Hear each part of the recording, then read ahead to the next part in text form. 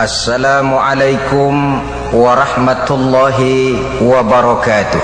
Waalaikumsalam warahmatullahi wabarakatuh. Bismillahirrahmanirrahim. Alhamdulillahi rabbil alamin.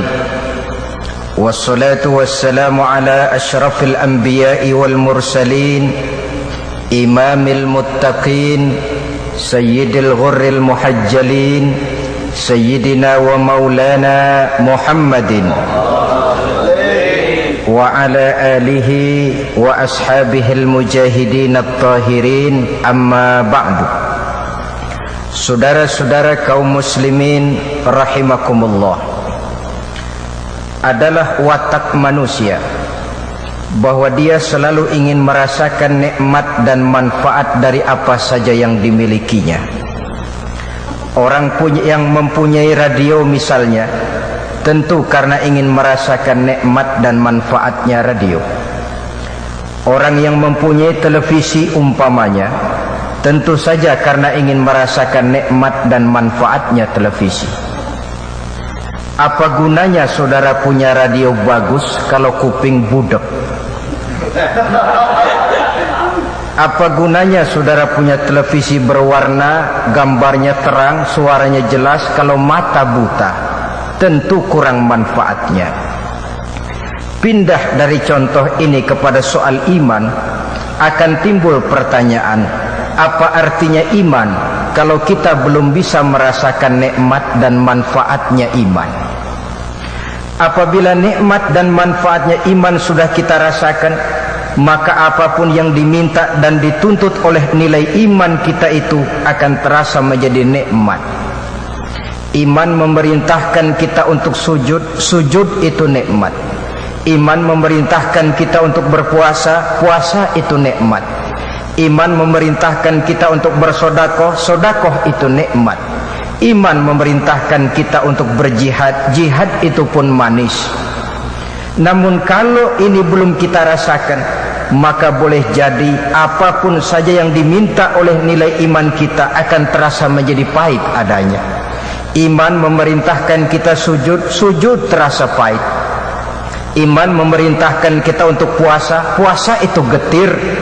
Iman memerintahkan kita untuk sodako, sodako itu berat. Iman memerintahkan kita untuk berjihad, jihad pun bukan alang kepalang beratnya. Maka untuk bisa merasakan nikmat, lezat dan manfaatnya iman dalam kehidupan, pada pertemuan kali ini kita akan membicarakan sebuah hadis yang diriwayatkan oleh Imam Bukhari dan Muslim dari Abi Hurairah, di mana baginda Rasulullah sallallahu alaihi wasallam bersabda, "Salasun man kunna fihi wajada halawatal iman." Ada 3 perkara. Siapa yang mempunyai 3 perkara ini, dia akan bisa merasakan nikmat, lezat, manfaat dan manisnya iman. Jadi kalau saudara ingin merasakan manisnya iman, saudara harus mempunyai 3 persoalan. Yang pertama, ayyakunallahu wa rasuluhu ahabba ilaihi mimma siwahuma. Orang yang cintanya kepada Allah dan Rasulnya di atas segala-galanya. Inilah syarat pertama untuk bisa merasakan nikmat dan manisnya iman. Mencintai Allah dan Rasulnya di atas segala-galanya. Saudara-saudara, dalam hidup ini Allah cuma memberikan satu hati kepada kita. Dalam hati yang cuma satu itu terkumpul sejuta rasa. Ada rasa sayang, ada rasa benci, ada rasa suka, ada rasa tidak suka, dan lain sebagainya. Dalam hati yang cuma satu itu ditanamkan rasa cinta, cinta kepada alam dan seluruh isinya, dan itu sesuatu yang wajar. Kita cinta kepada harta benda, tentu. Kita cinta kepada anak istri, memang. Kita cinta kepada pangkat dan jabatan, tentu. Kita cinta tanah air, itu juga bagian daripada iman. Persilahkan, agama tidak melarang. Yang dilarang dalam agama jangan cintamu kepada alam dan isinya mengalahkan cinta kepada Allah dan Rasulnya. Maka cintailah harta benda sepanjang tidak mengalahkan cinta saudara kepada Allah dan Rasulnya. Cintailah pangkat dan jabatan sepanjang tidak mengalahkan cinta saudara kepada Allah dan Rasulnya. Bahkan cintailah anak dan istri sepanjang tidak mengalahkan cinta saudara kepada Allah dan Rasulnya. Kenapa harus demikian? Pengalaman mengajarkan cinta kita kepada alam dan isinya cinta yang ada batasnya. Saudara cinta kepada televisi, ada batasnya apa tidak? Pasti ada. Saudara dulu yang mati meninggalkan televisi, atau televisinya duluan yang berangkat di gondol maling? Tapi batasnya pasti ada. Saudara cinta betul kepada pangkat dan jabatan, ada nggak batasnya? Ada. Apalagi kita tahu pangkat yang paling tinggi pensiun. Tidak ada pangkat lagi setelah pensiun. Orang di ABRI misalnya, dari mayor naik jadi letnan kolonel, naik jadi kolonel, naik lagi jadi brigadir jenderal, terus mayor jenderal, terus letnan jenderal, terus jadi jenderal penuh berbintang 4. Setelah jadi jenderal kan di atas jenderal tidak ada pangkat lagi, pensiun. Titel, gelar, mungkin karena prestasi ilmiah saudara dapat gelar doktor, macam-macam. Tapi paling akhir, setuju atau tidak, suka atau tidak, saudara akan dapat gelar titel yang paling penghabisan, yaitu almarhum. Saudara setuju atau tidak, ya lumayan almarhum, kalau tidak almal'un sekali.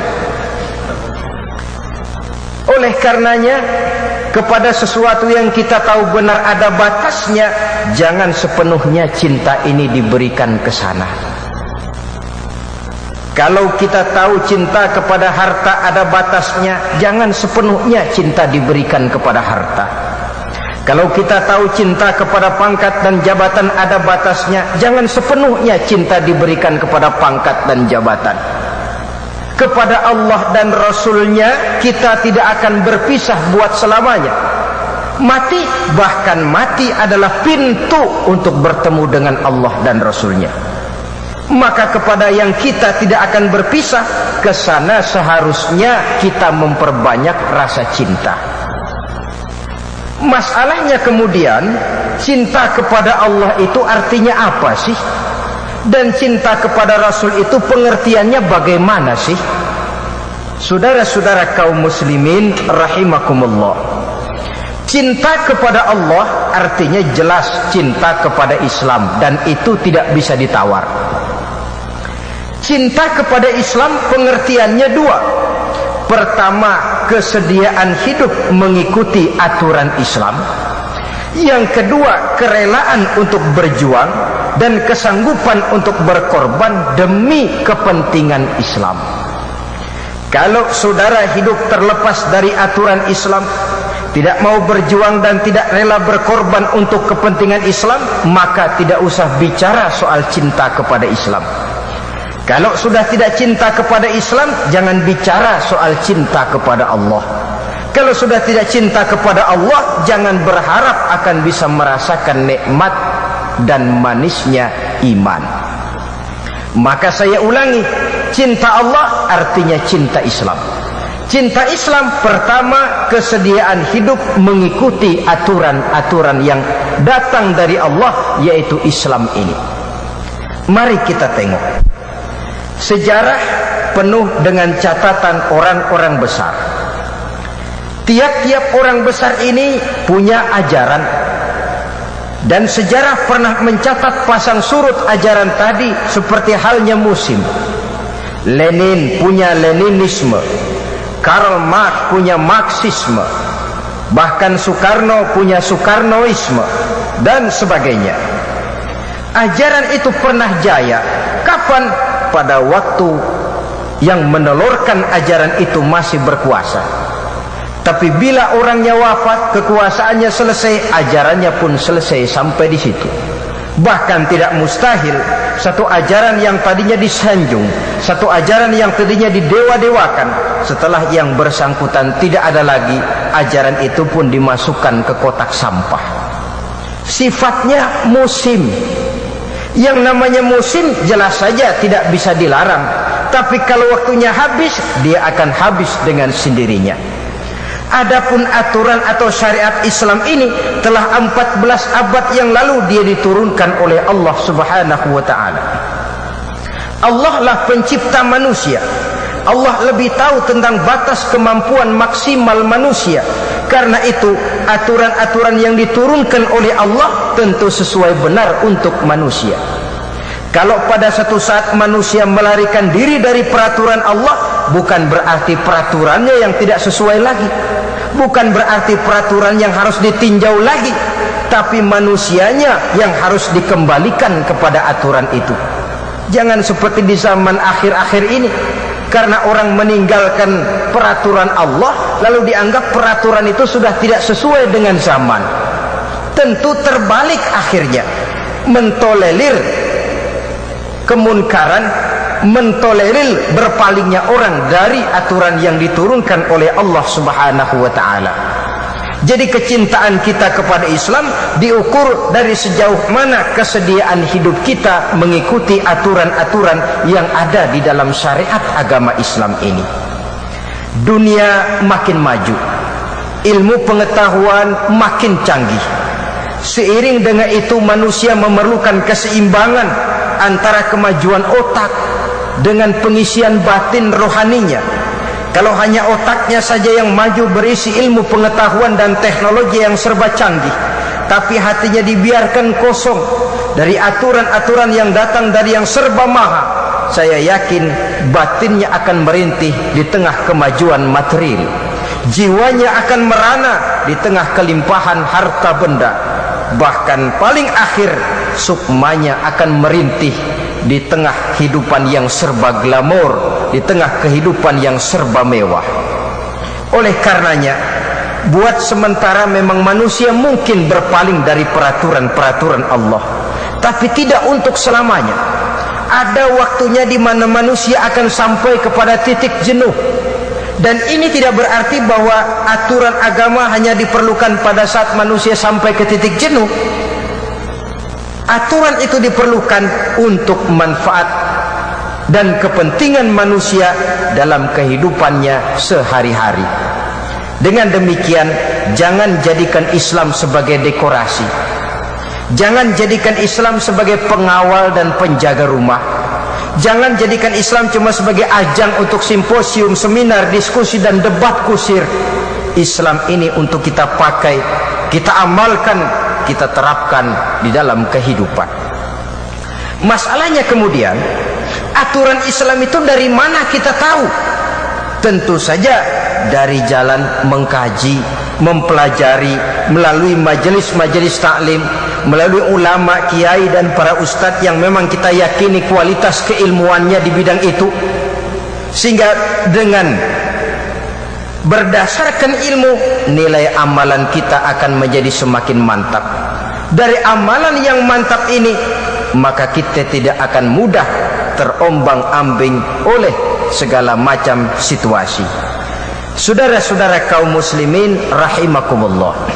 Yang kedua, cinta kepada Allah atau cinta kepada Islam itu artinya siap berjuang, rela berkorban untuk kepentingan Islam. Secara jujur barangkali kita masih harus berkata, cara kita berislam sekarang ini masih mirip seperti yang disindir Allah dalam awal-awal surah Al-Baqarah itu. Kullama adha'a lahum masyaw fih wa iza azlama alaihim qamu. Apabila terang mereka berangkat, apabila gelap mereka berhenti. Artinya kalau dilihat di Islam ada yang menguntungkan, rame-rame teriak Islam. Tapi waktu diminta berjuang, dituntut berkorban, rame-rame mengundurkan diri. Itu istilah Qur'annya, giliran terang berangkat, waktu gelap mandek. Waktu di Islam ada kira-kira nguntungin, rame-rame teriak Islam. Tapi begitu diminta berjuang, dituntut kerelaan berkorban, rame-rame mengundurkan diri. Memang benar Islam ya'lu wa la yu'la alaih. Islam tinggi, tidak ada yang lebih tinggi lagi daripada Islam. Benar Allah yang menurunkan Islam, Allah yang akan menjaganya. Benar Islam tidak akan hilang dari dunia. Tetapi adakah jaminan bahwa Islam tidak akan hilang dari rumah tangga kita? Adakah jaminan bahwa Islam tidak akan hilang dari kampung halaman kita? Sementara resiko dari kemajuan dan modernisasi adalah proses pergeseran nilai, sehingga apa yang disinyalir Nabi sekarang jadi kenyataan. Beliau pernah bilang, ja'al islamu ghariban wa sayaudu ghariban kama bada. Islam itu mula-mula datang dianggap aneh, pada satu saat nanti dia akan kembali dianggap aneh, pada satu saat nanti dia akan kembali dianggap asing. Ada orang baca Quran aneh, ada orang kumpul menghadiri majelis taklim aneh, ada orang solawatan aneh. Sesuatu yang sewajarnya dikerjakan dan dianjurkan oleh agama dipandang sebagai yang aneh. Dalam kondisi macam itu, kata baginda Nabi, fatuba lil ghuraba, beruntunglah orang-orang yang dianggap aneh. Siapa mereka? Allazina yuslihuna ma afsadan nasu min sunnati, yaitu orang-orang yang teguh memperbaiki sunnahku yang kala itu sudah dirusak oleh kebanyakan manusia. Artinya apa? Islamnya cuman Islam numpang mujur.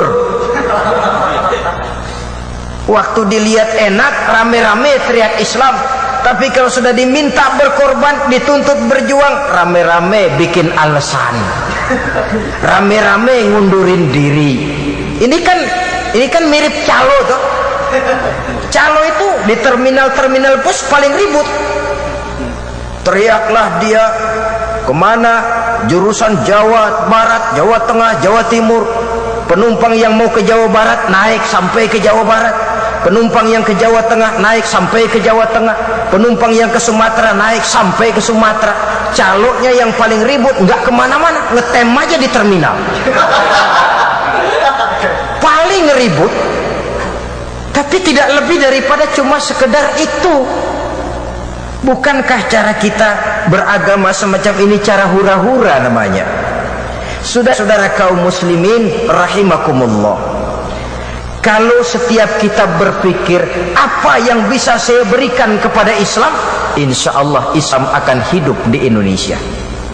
Marilah setiap kita berpikir, dengan kondisi saya seperti yang sekarang ini, saya seniman, saya pedagang, saya pengusaha, saya pejabat, saya pamong, saya ulama, saya petani, apa yang bisa saya berikan kepada Islam?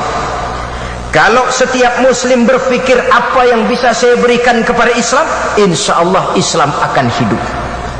Jangan dibalik, apa yang bisa saya ambil dari Islam? Kalaupun berpolitik, bukan berpolitik untuk kepentingan Islam, tapi malah Islam dijadikan dagangan untuk kepentingan politik.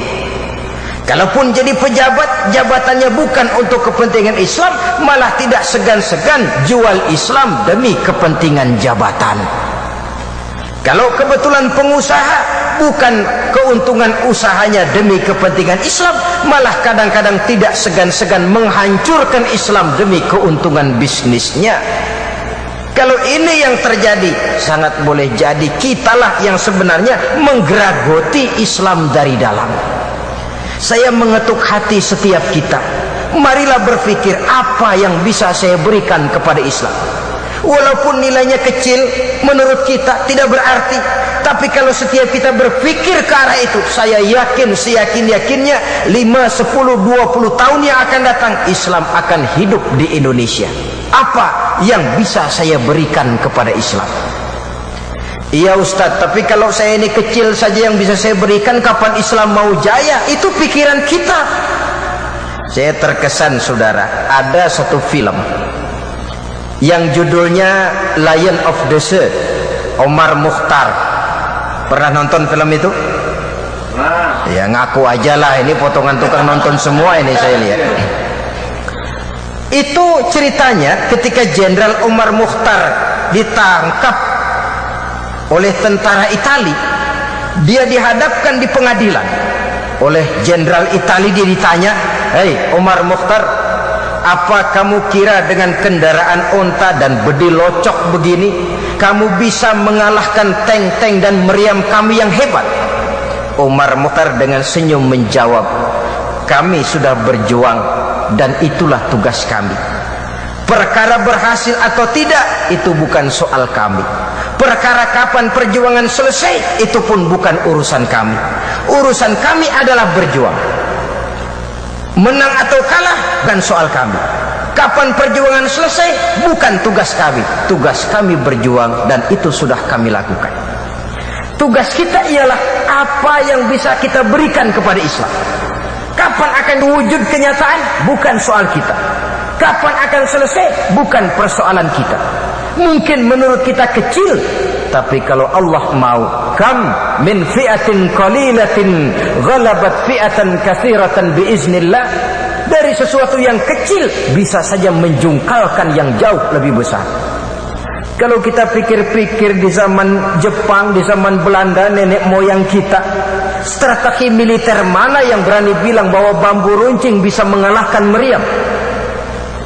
Ahli perang yang mana yang sanggup mengatakan bahwa bambu runcing saja bisa mengalahkan tank-tank yang tangguh dari Belanda dan Jepang?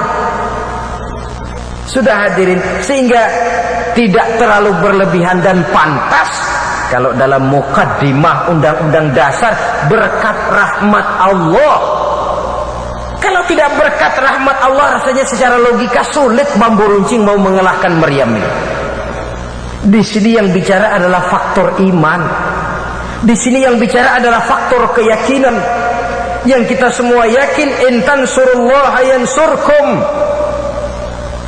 Jikalau kamu tolong agama Allah, Allah pasti tolong kamu. Dan kalau Allah yang tolong kamu, fala ghalibalakum, maka tidak ada kekuatan pun yang mampu mengalahkan kamu. Celakanya kita ragu-ragu. Apa iya? Apa ya? Kalau sudah ragu-ragu semacam ini, maka dia tidak akan pernah membawa hasil seperti yang kita harapkan. Jadi saya kembali kepada pokok soal. Cinta Allah, cinta Islam. Cinta Islam, pertama, kerelaan hidup mengikuti aturan Islam. Yang kedua, sanggup berjuang dan rela berkorban untuk kepentingan Islam. Apa yang mau kita berikan? Sesuai dengan bidang kita. Dengan tenaga, berikan tenaga itu kepada Islam. Bisa dengan pikiran, sumbangkan pikiran itu untuk Islam. Punya pangkat, jabatan dan wewenang, gunakan jabatan wewenang itu untuk kepentingan Islam. Punya harta, gunakan harta itu buat kepentingan Islam. Setiap kita mari bertanya, apa yang sudah kita berikan untuk Islam ini? Saudara-saudara, itu soal cinta kepada Allah. Lalu yang kemudian cinta kepada Rasul sallallahu alaihi wasallam. Bagaimana cinta kepada Rasul? Allah Karim. Saya belum pernah membaca dalam sejarah ada seorang pemimpin besar yang demikian besar cintanya kepada umatnya seperti halnya Rasulullah sallallahu alaihi wasallam. Dari dunia sampai akhirat beliau cinta kita umatnya. Dari dunia sampai akhirat beliau bela kita umatnya ini. Tidak ada yang membuat beliau susah kecuali kalau melihat umatnya susah. Tidak ada yang membuat beliau gembira kecuali kalau melihat umatnya. So berprinsip, kalau umatku kelaparan, Baginda tidak. Kalau umatku kelaparan, akulah orang pertama yang harus merasakan lapar. Tapi kalau umatku kenyang, biar aku jadi orang terakhir yang merasakan kenyang tadi. Allah, saudara, satu riwayat kecil saja sudah membuktikan. Dalam kondisi kehidupan ekonomi beliau yang serba miskin, Allah pernah memberikan tawaran, wala saufa yu'tika rabbuka fatardha. Wahai Muhammad, Allah akan memberikan kepadamu apa saja yang kamu senangi. Kau mau apa Muhammad? Ngomong saja. Kalau mau kaya, Jabal Uhud akan jadi bukit emas. Kalau kau memang ingin kaya. Tapi ditawarkan semacam itu, beliau jawabnya sederhana saja. Ya Rabbi, la arda wa wahidun min ummati finnar. Ya Allah, apapun saja yang diberikan kepada saya, berikan saya pangkat dan kedudukan yang tinggi, berikan saya emas sebesar Jabal Uhud, bahkan berikan kepada saya perempuan-perempuan cantik, seluruhnya tidak akan sanggup menyenangkan hati saya jikalau saya dengar masih ada satu saja umat saya yang masuk ke dalam neraka. Ya Allah, apa artinya emas saya sebesar Jabal Uhud? Apa gunanya saya punya pangkat yang tinggi kalau umat saya melarat, umat saya merana, umat saya harus masuk neraka? Itu yang saya pikiri siang dan malam ya Rabb. Itu yang membuat saya tidak enak tidur. Saya khawatir satu saja umat saya yang masuk ke dalam neraka. Kita tidaknya kepada kita sudah dimulai, sudah nampak betul. Karena itu saudara-saudara, wajar kalau pemimpin yang begitu besar cintanya kepada kita umatnya, kita juga cinta kepada beliau. Nah, lalu cinta kepada Rasul ini pengertiannya bagaimana? Pertama, cinta kepada Rasul, biasanya orang yang cinta itu mencontoh yang dia cintai. Wajar kalau kita cinta kepada baginda Rasul, jadikan dia idola kehidupan. Menyedihkan kalau remaja Islam lebih kenal Stevie Wonder daripada baginda Rasul, lebih hafal Michael Jackson, Madonna dari kehidupan biografi Rasul. Sehingga pepatah bilang, tak kenal maka tak sayang, tak sayang maka tak cinta. Kalau tak cinta, bagaimana diharap mau berkorban? Korban karena cinta, cinta karena sayang, sayang karena kenal. Bagaimana kita akan cinta Rasul kalau kita tidak kenal beliau? Kalau sudah tidak cinta, bagaimana kita diharapkan untuk berkorban untuk ajaran yang beliau bawa? Oleh karena itu, untuk mengenal beliau, baca sejarah kehidupannya, biografinya. Jangan kalau sudah baca serial Si Buta dari Gua Hantu, suntuk sehari nggak bergerak, atau Koping Ho itu silat, wah kalau belum khatam belum bergerak. Dan pengarang pandai, sedang seru-serunya berkelahi, berantem, bersambung ke jilid 3.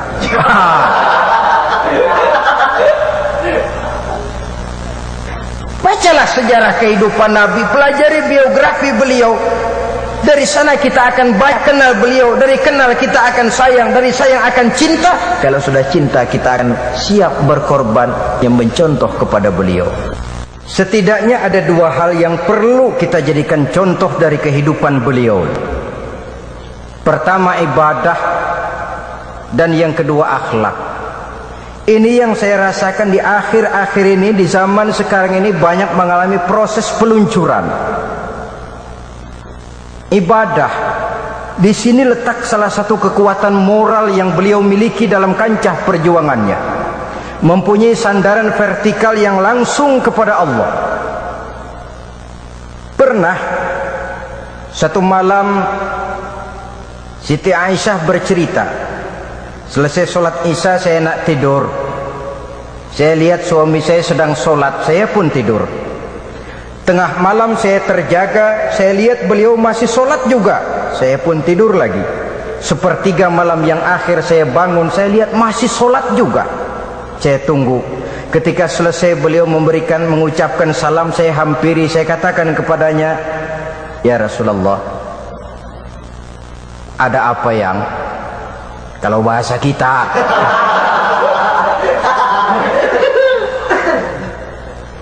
Tuhan kan seorang yang dosanya sudah diampuni oleh Allah. Allah menjanjikan liyaghfira lakallahu ma taqaddama min zambika wa ma ta'akhkhar. Wahai Muhammad, dosamu yang dahulu, yang sekarang, yang akan datang, jikalau memang ada, seluruhnya sudah diampuni oleh Allah. Iya, lalu kenapa? Sudah diampuni ini, kalau ibadah jangan sampai gitu-gitu benar, kenapa sih? Apa jawab baginda? Sederhana saja. Aisyah, afala uhibbu an akuna abdan syakura. Apa saya tidak senang kalau saya oleh Allah diberikan titel abdan syakura, hamba yang pandai bersyukur, hamba yang tahu berterima kasih. Makin diampuni, makin banyak sujud saya. Makin diampuni, makin banyak solat dan ibadah saya. Ini prinsipnya. Orang yang dosanya sudah mendapat jaminan ampun dari Allah, tapi ibadahnya sedemikian rupa. Rasa-rasanya kalau kita yang dapat jaminan ampun, bubar sembahyang.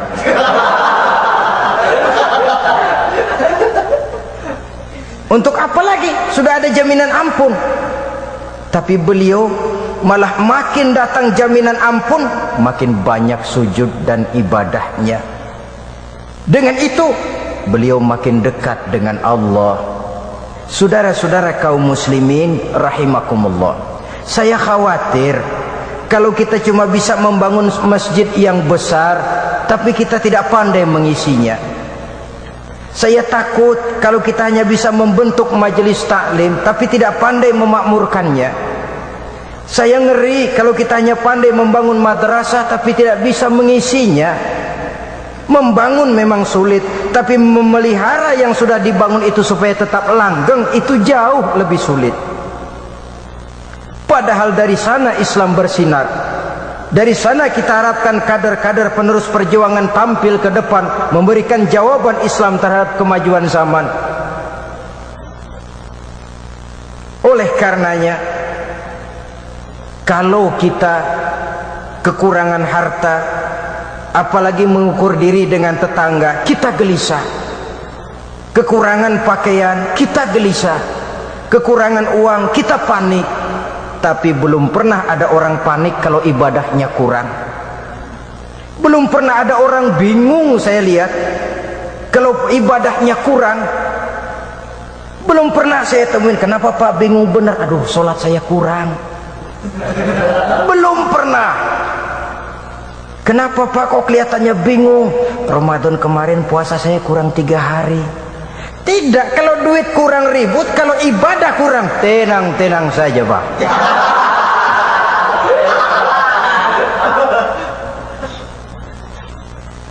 Saudara-saudara, hal kedua yang mendesak kita jadikan contoh dari beliau, akhlak, moral, tingkah laku. Proses pergeseran nilai sering menggiring nilai-nilai positif yang kita miliki untuk berganti dengan nilai-nilai negatif. Bahwa kita tidak bisa menghindarkan diri dari proses pergeseran nilai, of course. Setidaknya kita bisa mempertahankan nilai-nilai positif yang kita miliki itu tadi. Dalam hal ini adalah akhlak dari baginda Rasulullah sallallahu alaihi wasallam. Kenapa beliau dijadikan contoh dalam akhlak? Karena Allah sendiri memuji, wa innaka la'ala khuluqin azim. Engkau hai Muhammad benar-benar di atas budi pekerti yang luhur. Jadi kalau Allah saja memuji, apa artinya pujian beliau?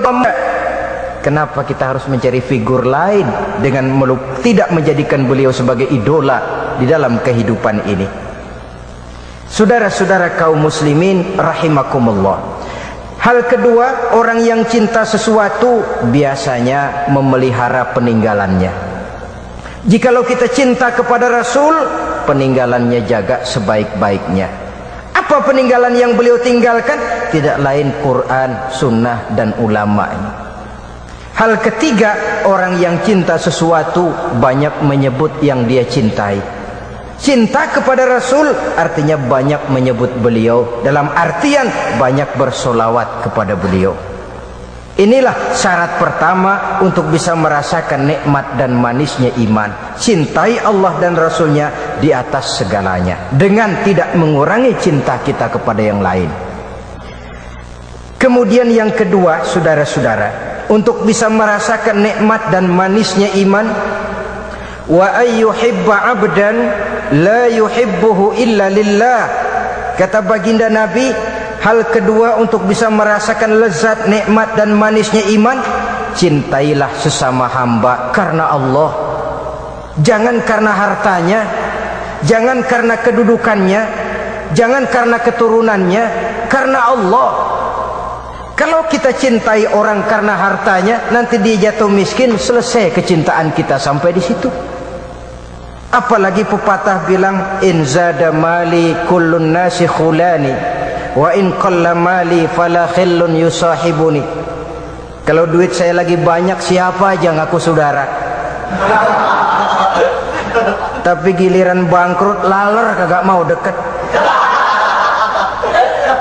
Rupanya laler sekarang tahu juga orang kagak berduit.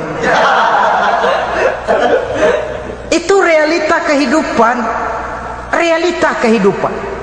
Kalau jadilah kita orang kaya, yang ketemu baru sekali udah ngaku ipar. Macam-macam lah. Tapi kalau kita jatuh bangkrut, mana ada orang mau kenal kita. Bukan atas dasar itu Allah menyuruh kita mencintai sesama hamba. Tidak karena hartanya, tidak karena pangkat dan kedudukannya, pun tidak karena keturunannya. Nabi pesan, cintai sesama hamba karena Allah. Bertemu karena Allah, berpisah pun karena Allah. Sebab apa? Ikatan persaudaraan yang paling kuat kalau dia diikat bukan oleh darah, bukan oleh faktor keturunan, tidak karena hartanya, tidak karena pangkat dan kedudukannya, pun tidak karena keturunannya. Nabi pesan, cintai sesama hamba karena Allah. Bertemu karena Allah, berpisah pun karena Allah. Sebab apa? Ikatan persaudaraan yang paling kuat kalau dia diikat bukan oleh darah, bukan oleh faktor keturunan, tapi oleh akidah. Ini tali spiritual yang paling kuat untuk mengikat persaudaraan. Targetnya apa? Terwujudnya ukhuwah Islamiyah. Inilah yang sering diungkapkan bahwa Islam telah mengikat kita dengan akidah. Dari manapun saja orang datang, apapun warna kulitnya, bahasa apapun yang dia pakai, jikalau akidahnya sama, dia saudara kita. Menghina dia sama dengan menghina saudara sendiri. Kita tidak ingin menampar muka saudara sendiri, mencakar muka saudara sendiri. Saudara-saudara kaum muslimin rahimakumullah. Sehingga baginda memberi peringatan bahwa orang Islam dalam bersaudara itu kal jasadil wahid, seperti satu badan. Walaupun kita berbeda dalam profesi, tapi kita ini satu badan. Sekarang badan saudara pas auratnya terbuka, apa saudara sorak-sorak, ayo aurat saya terbuka nih, apa saudara cepat-cepat tutupin? Apa saudara buka terus aurat itu, atau saudara cepat-cepat tutup? Logikanya harus cepat-cepat ditutup. Begitu kita bersaudara. Saudara kita muslim punya aib, punya kekurangan, itu aurat. Mestinya kita nutupin. Tahu pun kalau sudah itu menyangkut kejelekan orang, tidak usah lalu malah ngipas-ngipasin. Si anu kan anu-anu mas, oh iya,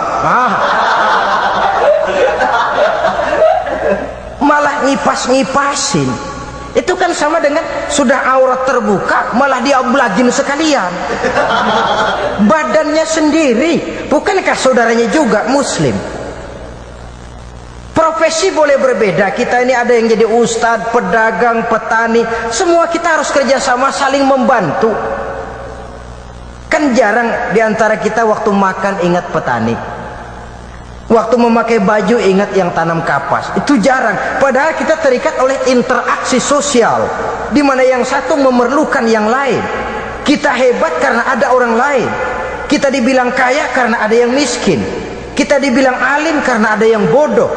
Kalau tidak ada yang bodoh, tidak ada orang alim. Kalau tidak ada yang miskin, tidak ada orang kaya. Loh, semua sama. Saudara-saudara hadirin yang saya hormati, kalau itu merupakan satu tim yang kompak, saya yakin dengan ukhuwah semacam ini kita bisa berbuat banyak. Ruth Gullit, kenal Ruth Gullit? Becokok bola mesti ngerti itu. Taruh dia pemain termahal di dunia, harga transfernya mengalahkan Maradona, konon sampai 13, miliar rupiah. Saya nggak bisa bayangin 13 miliar itu kalau beli kerupuk.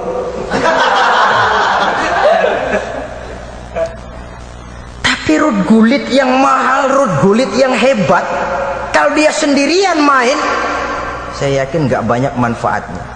Hebatnya Ruud Gullit, hebatnya Van Basten, hebatnya Maradona karena ada yang lain, sehingga disebut kesebelasan. Kesebelasan itu artinya 11 orang. Dia baru bisa menang kalau tercipta satu teamwork yang kompak, satu kerjasama yang ideal, yang masing-masing memahami posisi tapi juga bisa menempati posisi lain. Begitulah kita umat Islam dalam menjalin ukhuwah ini. Petani, silakan jadilah petani yang baik. Pedagang, oke. Pengusaha, oke. Ustadz, kiai, pejabat, silakan. Boya satu sama lain kerjasama. Jangan yang jadi pejabat nyurigai yang ustadz. Yang ustadz karena dicurigai lalu ngantem pejabat. Kapan selesainya? Kata pejabat, terang aja saya bikin sulit, saya dihantam terus. Kata ustadz, lu persulit deh, gua hantam lagi. Kapan selesainya? Di pihak lain kita lebih suka mencari perbedaan, memperbesar perbedaan, bukan mencari persamaan. Kalau persamaan yang kita cari, ketenangan, kerukunan akan mudah kita dapatkan. Tapi kalau perbedaan yang kita perbesar, yang timbul adalah keresahan, keretakan, tidak mendidik, dan pada akhirnya membuat umat jadi centang perenang. Itulah sebabnya Allah Subhanahu wa taala menyindir dalam Quran dengan bahasa yang indah, wala takunu kallati naqadat ghazlaha min ba'di quwwatin ankatha. Jangan kamu bertingkah laku seperti perempuan latah yang kalau malam dia tenun kainnya, siang dia rusakin lagi, malam dia tenun lagi, siang dirusakin lagi. Kapan selesainya? Malam ditenun, siang dirusaki, malam nenun lagi. Usaha kita sering tertarung di kaki kawan sendiri. Kita sering menjegal kawan seiring, menggunting dalam lipatan, untuk akhirnya rame di antara kita. Maka orang sudah berbuat kemana-mana, kita masih di situ-situ juga. Orang sudah ke bulan, orang sudah ke Mars, kita masih saja ribut soal kunut dan tahlil. Orang sudah nyangkok jantung, kita masih nyangkok pohon jambu monyet saja. Saudara-saudara kaum muslimin rahimakumullah, tidak ada kemajuan berarti yang bisa kita capai kalau kita centang perenang. Bersaudara karena Allah, bertemu dan berpisah karena Allah. Jadi kalau yang pertama tadi untuk merasakan manisnya iman soal kita kepada Allah, yang kedua ini soal kita sama kita muslim. Jangan terbalik kepada yang tidak muslim kita bisa bersaudara, tapi kadang-kadang kepada sesama muslim kita suka pelotot-pelototan lah, marah-marahan lah.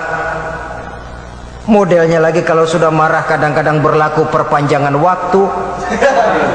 Tidak cukup sekedar perpanjangan waktu, masih bisa ditambah oleh perpanjangan generasi dan selanjutnya, padahal itu sama sekali tidak menguntungkan buat kita. Saudara-saudara kaum muslimin rahimakumullah. Yang ketiga, yang terakhir, untuk bisa merasakan nikmat dan manisnya serta lezatnya iman, wa ayyakraha ayyauda fil kufri kama yakrahu ayyukzafa finnar. Hendaknya dia benci kepada kekafiran, dia benci kepada kebatilan, kezaliman, ketidakadilan, kemunkaran. Setelah Allah angkat dan Allah selamatkan dia dari penyakit tadi, sebagaimana dia benci kepada neraka. Tidak seorang pun di antara kita yang mau masuk neraka. Jangankan masuk, demen aja enggak sama neraka. Sebagaimana kita benci kepada neraka, begitulah sikap mental kita menghadapi kekufuran, kebatilan, kezaliman, ketidakadilan, maksiat dan munkarat.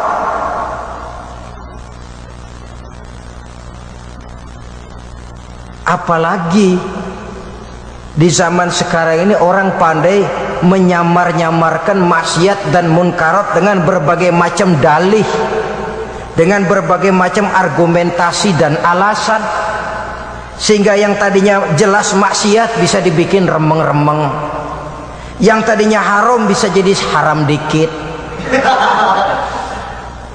Saudara-saudara kaum muslimin, bahkan belakangan ini kita diramaikan lagi oleh judi yang rupanya menghangat.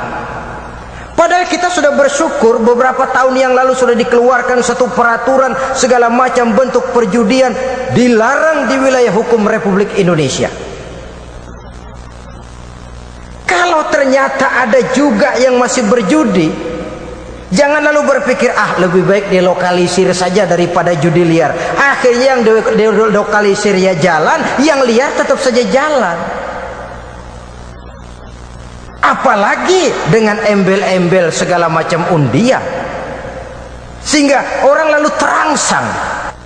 Saya tertarik di negara jiran kita Malaysia, ada 2 orang membeli lotre, dia dapat hadiah pertama. Jadi yang terakhir terjadi, nilainya hampir 1 miliar.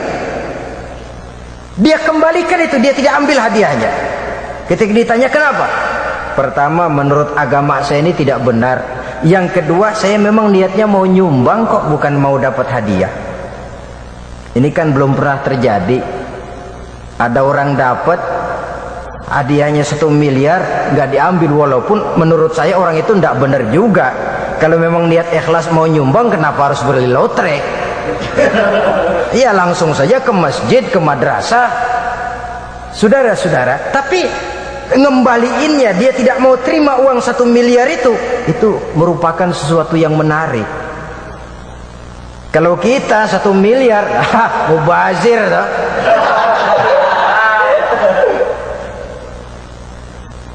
Memang saya sendiri cenderung berpendapat bahwa judi kelas roulette, kasino itu tidak sebahaya seperti undian-undian ini. Kenapa? Roulette, kasino korbannya orang-orang tertentu, kelompok elit yang memang kaya. Ya kalau untuk jadi anggota judi saja harus bayar iuran 5 juta.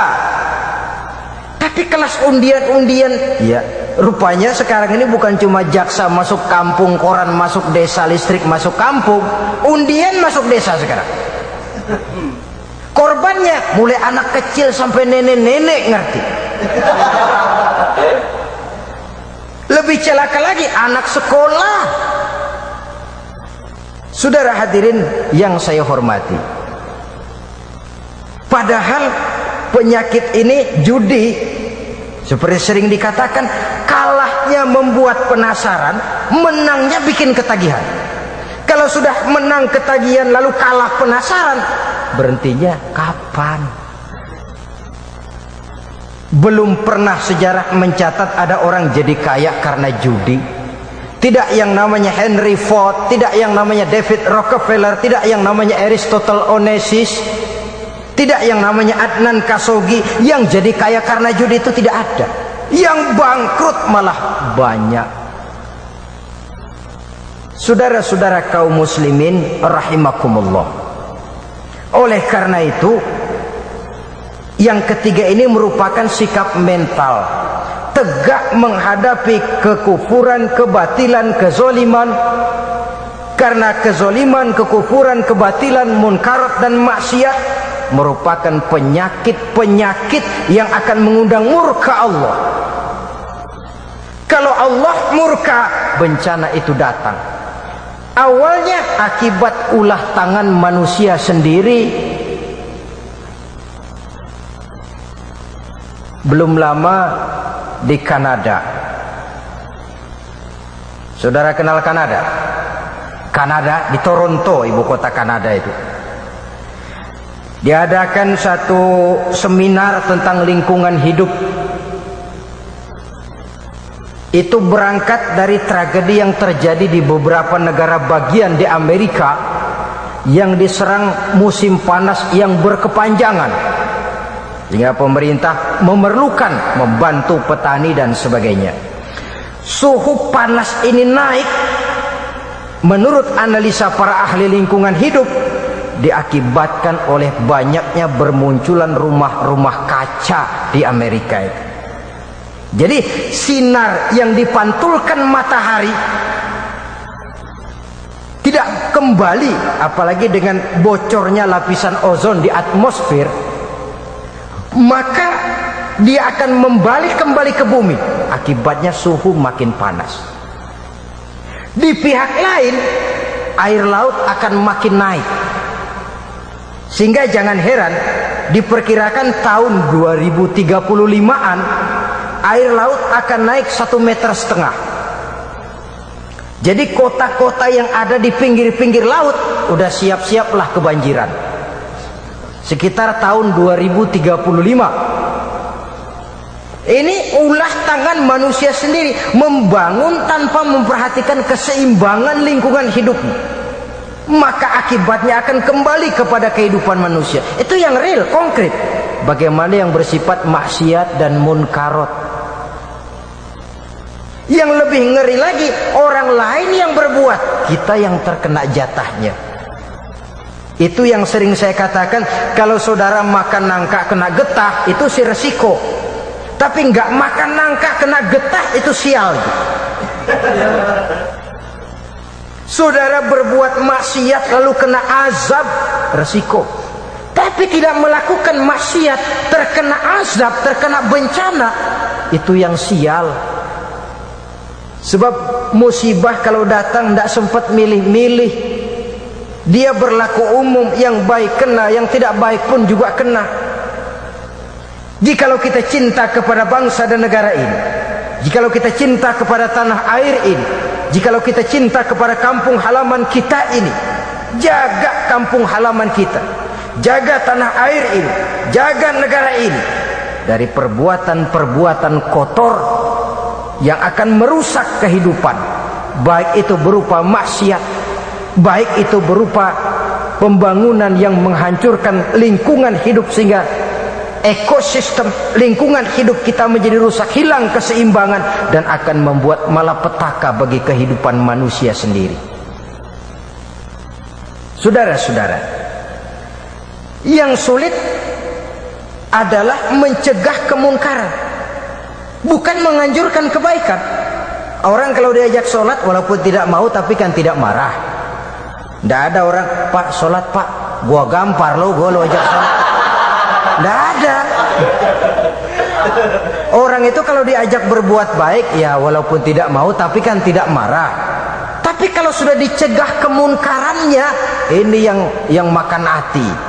Ini yang sering menimbulkan reaksi. Maka mencegah kemunkaran lebih sulit daripada menganjurkan kebaikan. Resikonya besar. Tapi kalau tidak dikerjakan pun resikonya besar juga. Jadi sama-sama ada resikonya. Saudara jalan jatuh, saudara nggak jalan jatuh, mendingan jalan ketahuan. Walaupun jatuh puas dong, gue jatuh jalan. Lu nggak jatuh jalan, cengeng. Saudara-saudara kaum muslimin rahimakumullah. Jadi kita mencegah kemunkaran ada resikonya, tidak mencegah kemunkaran pun ada resikonya. Sama ada resikonya. Jadi lebih baik cegah kemunkaran sesuai dengan kemampuan kita masing-masing. Bisa kita dengan bicara, ya bicara, berikan pandangan. Bisa kita dengan kekuatan, ya dengan kekuatan. Bisa kita dengan tenaga, ya dengan tenaga.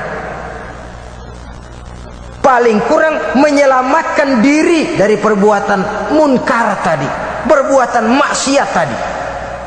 Anggota badan kita ini juga kerajaan yang masing-masing cenderung juga melakukan maksiat. Mata, ada maksiat mata, zina mata itu ada. Telinga ada maksiatnya, lidah ada maksiatnya, hidung ada maksiatnya, kaki ada maksiatnya. Namun seluruhnya bersumber dari hati. Saudara-saudara kaum muslimin rahimakumullah, paling kurang mencegah kemunkaran oleh anggota badan kita sendiri. Adakah kemungkaran identik dengan kekufuran? Saudara-saudara, kekufuran adalah kemunkaran rohani. Sedang munkarat yang umum adalah munkarat yang zahir. Judi, zina dan sebagainya. Tapi kufur munkarat batin yang bahayanya lebih besar daripada munkarat zahir. Saudara-saudara, judi misalnya, walaupun orang judi berzina, berdosa, tapi itu dosa karena judi, dosa yang diampuni kalau dia taubat. Tapi kufur, maksiat batin, kekufuran, di luar kemungkinan mendapat ampunan dari Allah. Sekurang-kurangnya umat Islam jangan toleransi kepada kekufuran, sebab bertoleransi kepada kekufuran mendekati kepada kekufuran, dan paling akhir kita khawatir bisa menjadi kufur itu sendiri. Tegaklah dengan satu keyakinan, Islam ini agama yang benar, Islam ini agama yang hak, Islam ini agama yang diterima oleh Allah, dan kita tidak akan cenderung kepada nilai-nilai yang membawa kita kepada kekufuran. Saudara-saudara kaum muslimin rahimakumullah, dengan tiga hal ini maka diharapkan kita akan bisa merasakan lezatnya iman. Dan kalau sudah bisa merasakan lezatnya iman, insya Allah apapun yang diminta oleh iman kita akan terasa menjadi lezat adanya. Maka nikmatlah kita beragama. Mudah-mudahan ketiga unsur ini ada dalam diri kita. Sekianlah pembicaraan kita pada pertemuan kali ini. Terima kasih banyak atas segala perhatian saudara. Mohon maaf atas segala kekurangan. Usikum wa nafsi bitaqwallah. Wassalamualaikum warahmatullahi wabarakatuh.